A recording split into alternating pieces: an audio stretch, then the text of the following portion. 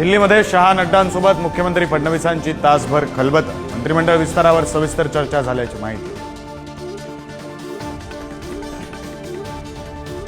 पंतप्रधान नरेंद्र मोदींच्या उपस्थितीत भाजपचे छत्रपती संभाजीनगरला महाअधिवेशन। 30,000 कार्यकर्ते पदाधिकाऱ्यांना करणार मार्गदर्शन। आज पंतप्रधान नरेंद्र मोदींच्या नेतृत्वाखाली केंद्रीय मंत्रिमंडळाची बैठक। महत्त्वाच्या निर्णयांची शक्यता। बीडचे खासदार बजरंग सोनावणेंनी घेतली केंद्रीय गृहमंत्री अमित शहांची भेट। सरपंच देशमुख हत्या प्रकरणाची सीबीआय चौकशी करण्याची केली मागणी। अमित शहांकडून ठोस कारवाईचं आश्वासन।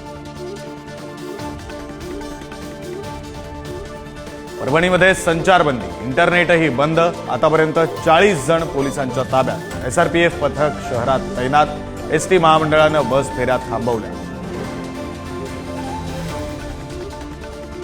नवी मुंबईच्या कोपरखैराणेमध्ये खड्ड्यात पडून 9 वर्षीय चिमुरड्याचा मृत्यू।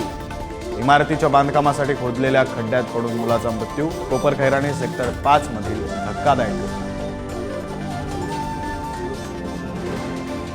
नवीन वर्षाच्या सुरुवातीलाच खिशाला कात्री। सलून ब्युटी पार्लरच्या दरात 20 ते 30% होणार वाढ।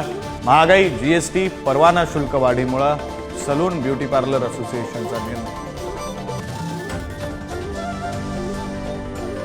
अमरावती जिल्ह्यात कापूस जिनिंग उद्योगाला घरघर आवक घटल्यानं जिल्ह्यातील 60 कापूस जिनिंग केंद्र बंद होण्याच्या मार्गावर, तर कापसाच्या दरातही गेल्या वर्षीच्या तुलनेत मोठी घट।